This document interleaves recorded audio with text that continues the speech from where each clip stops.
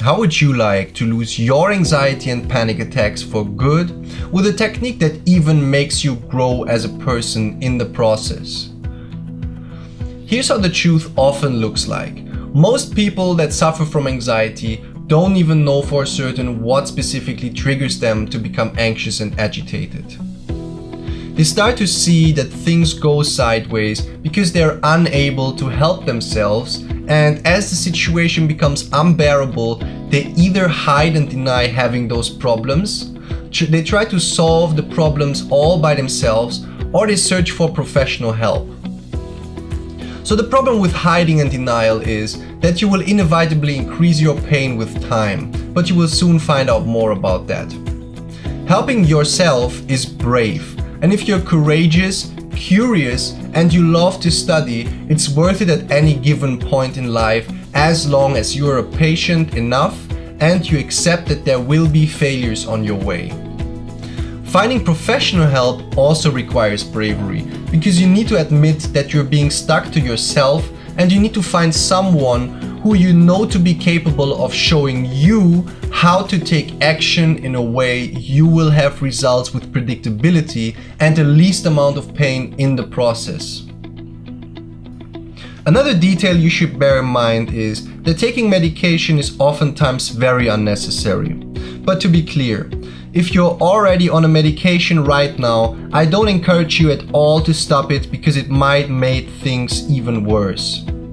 I'm just saying you should think twice about starting a treatment because it might provoke further problems on the long run. In my coaching, I like to use our given physiological and psychological power to generate massive changes. And the best way to understand your anxiety is to view it as a psychological wound that has to heal by continuous care and awareness. So if you just want to make your pain go away by medication or even self-medication, you will quite certainly make things worse. Look, in medicine, wound care doesn't just include patching up a wound. If you don't clean it, cut the debris, and maybe suture it before you patch it up, it might become infected and eventually it will turn gangrenous. So from this point, I can tell you one thing for certain here. The longer you ignore your problems, the worse they will become, and obviously the more difficult it will become to take over control and defeat them.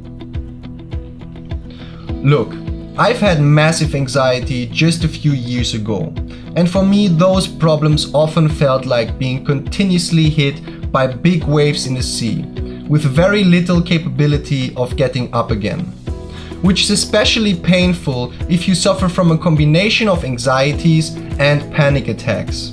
But no matter what you suffer from exactly, it soon leads you into this mental downward spiral that makes you feel powerless and hopeless.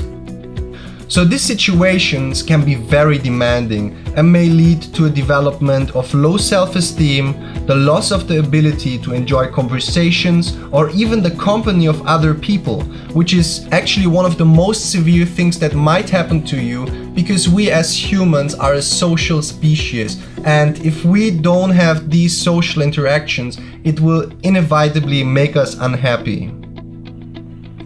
So then the development of this background chatter in your mind that tells you to be unhealthy, not good enough, or even a helpless case that will never reach anything in life. Hiding yourself away at home and feeling unconfident when you wait somewhere or when there is silence is also something that is very frequent in anxiety. The worry about what people might think or getting stressed with time, so you never like to stay in one place feeling in a rush, unable to enjoy the moment, is also something that happens very frequently. But obviously there might be uncountable other things that you might encounter. So all of this together for me felt a little bit like losing my joy in life instead of my anxiety. Hey, my name is Julian Jacobi. I'm an international master coach and ongoing medical doctor, and I already went through what lies ahead of you. I suffered from a combination of social and general anxiety together with massive panic attacks in crowds. And I would have given literally anything to have someone helping me out, but unfortunately there was no one capable of helping me so far at the time. So I started to help myself by reading countless psychological books, books about self-help, researching and trying, failing, taking courses about mindfulness, taking courses about health, studying again, but for a long time now, I'm free again. Because I couldn't find someone at the time, I decided to dedicate my life to help people with the proven system I've developed to coach my clients out of their anxiety and panic. But overcoming your anxiety is only about overcoming your mountain of problems that you've accumulated first. After this, your challenge will be that you will start to live a passionate and fulfilled life again. What I'm also going to share with you are the 6 biggest mistakes people tend to embrace if they start to develop an anxiety problem. The 3 most important steps in my proven system that can help you overcome any kind of anxiety, and 2 scientifically proven ways to harvest courage on demand. So these are the exact same strategies I've used to overcome my anxiety problems and help many others to overcome theirs. So in case that you're committed to overcome your anxiety problems for good, you're definitely in the right place. So let me show you what clients I typically work with. So people with generalized anxiety, people with social anxiety, people with panic attacks and general or social anxiety, because all of them can be intertwined, and people with PTSD. But if you're not sure what category you're falling into, you will anyways have to fill out a survey, and I will determine in the end if I'm able to help you or not. So the good thing about my coaching program is that I can coach you from wherever you live in the world. Then you will be coached by someone that has already overcome what you will go through. And all of my methods are only based on science. So here are the 6 biggest mistakes people with anxiety tend to embrace that will very likely aggravate their situation. First, running away from your fears actively. The problem with that is that you will give your problems a huge amount of meaning and you will take away all the courage to face your fears. Then transforming your problem into the center of your life. In this case, you will not only give a huge amount of meaning to your problem, you will also soon develop a negative tunnel vision, so you won't anymore be able to enjoy the beautiful things in life besides your problems. Then finding miserable circles to discuss whose experiences were worse. I think if I only tell you, show me your friends and I will tell you who you are and who you will be in the future, already explains much. But besides that, keep in mind to search for solutions to your problems, not to compare whom's are worse. Number 4 is to actively replay mental horror movies of what has happened or what might happen in the future. This is very typical for patients with PTSD, and you should know that your brain actually can't distinguish in between the things you perceive in reality compared to what you visualize in your fantasies. And if you continuously repeat to do so, you will soon feel way worse than you do right now. Then, negative self-talk is also a huge one and can have devastating effects on your self-esteem, but it can also affect your physical well-being.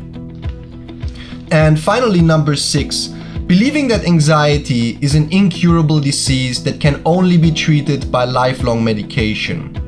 So believe it or not, but if you have this belief, it will take away all the possibility of becoming better, and unless you rid yourself of this belief, you will never be able to succeed. So, now in life, I'm sure you have noticed that people tend to fall into one of these 2 categories. Category number 1 is about the testers. So, no matter how intelligent the person may be, in order to acquire a difficult skill, he or her has to be able to delay gratification and withstand the pain associated to learn a skill. But let's come back and let's say person number 1 is interested to learn how to fly a helicopter. Now, learning to fly a helicopter is a difficult task that can be only acquired over a very long period of time. Since person number 1 is unable to delay gratification, he starts to believe that flying a helicopter is something that doesn't suit his character. So he gives up, searches for something else, and if he won't learn to delay gratification, he will also give up to learn this skill if it's associated with a huge amount of pain. Then there is person number 2, the achiever. He's able to delay gratification and he also wants to learn to fly a helicopter, and obviously he wants to absolutely crush it. So compared to person number 1, he doesn't care if there is pain associated with a problem and struggles to make it work no matter what. His attitude is, I will make it work or I'll die trying. You can take away from this example that people do the things they do or don't because they either create pleasure or gratification or they create pain. Now in my coaching, I've discovered that there are only 2 things that matter if you want to lose your anxiety. First, having the courage to face your fears.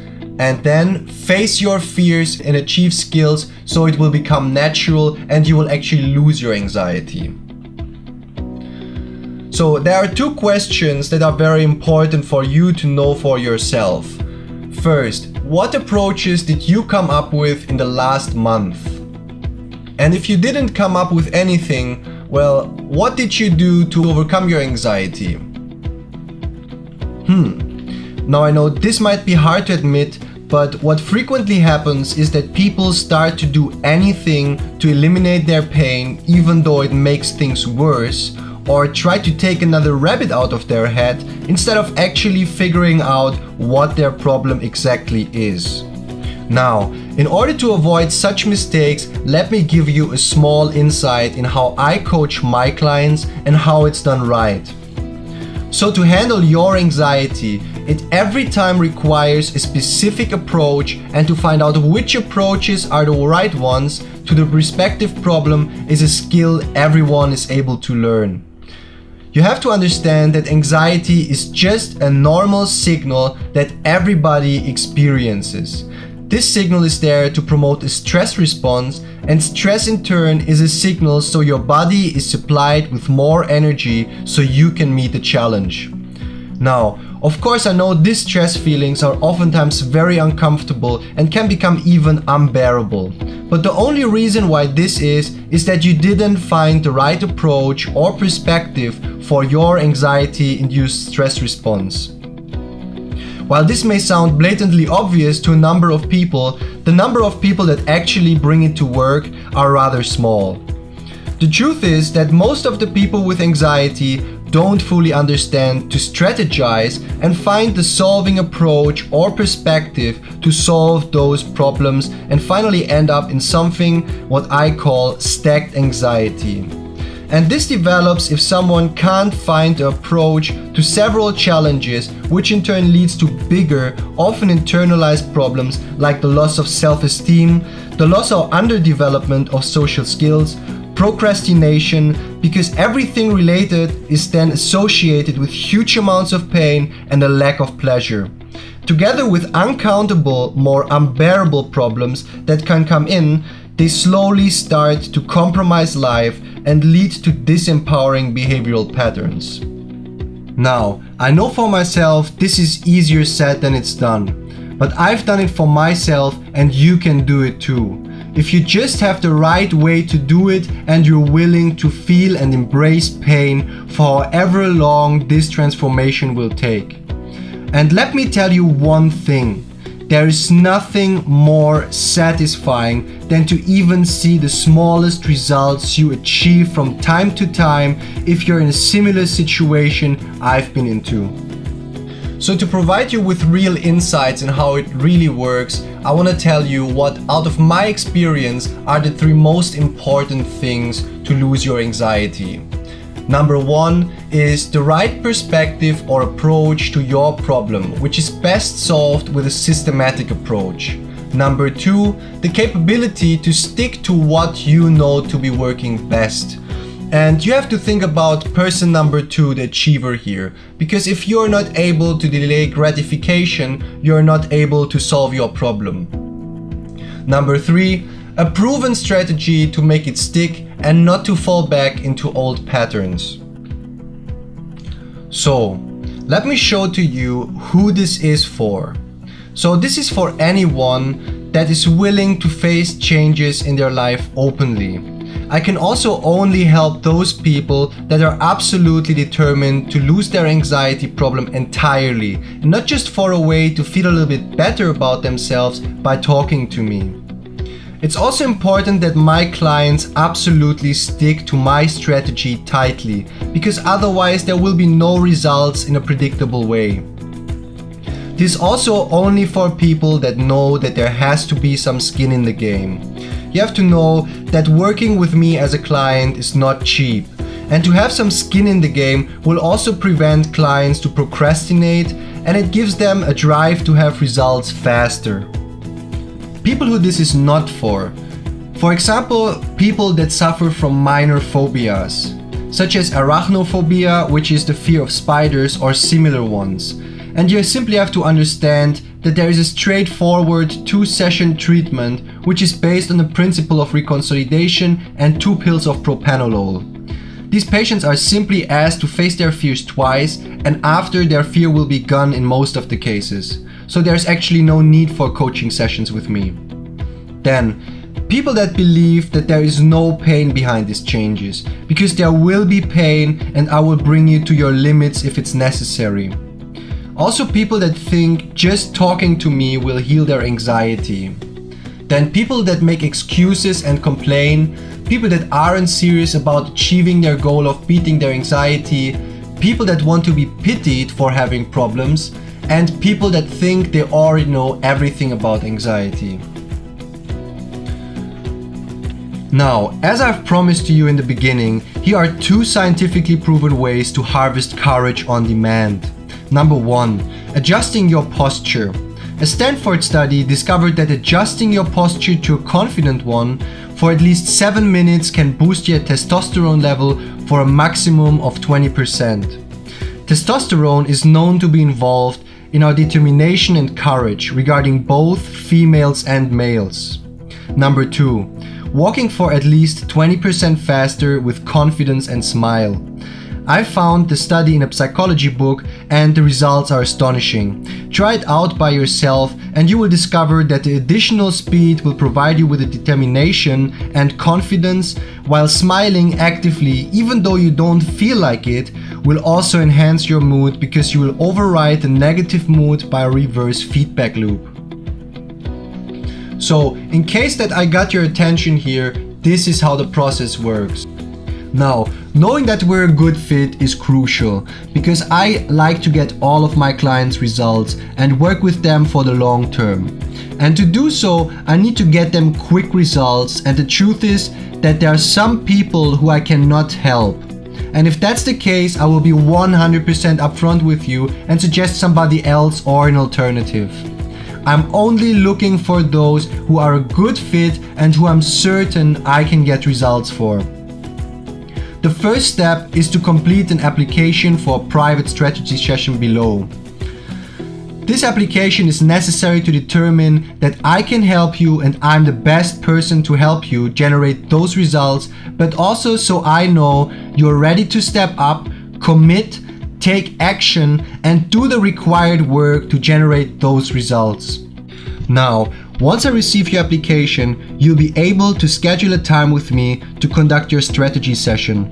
And this is where we will really start working together to figure out what you want and how to make it happen in the fastest time possible and with predictability.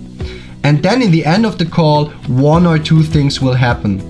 You'll either be a fit and I'll extend an invitation to work with me as one of my clients, or if it's not a good fit, that's totally okay too, and there's no hard feelings, obligations, or anything else. either way, you'll receive an insanely valuable strategy session and you will walk away with newfound clarity as to where you're right now and what's holding you back from achieving the results that you want. That, together with the exact next steps necessary to take action and break through your barriers, will be likely the most valuable 30 minutes you invest in yourself this year. So go ahead and complete your application now, and we'll see whether we're a good fit and I'm able to coach you.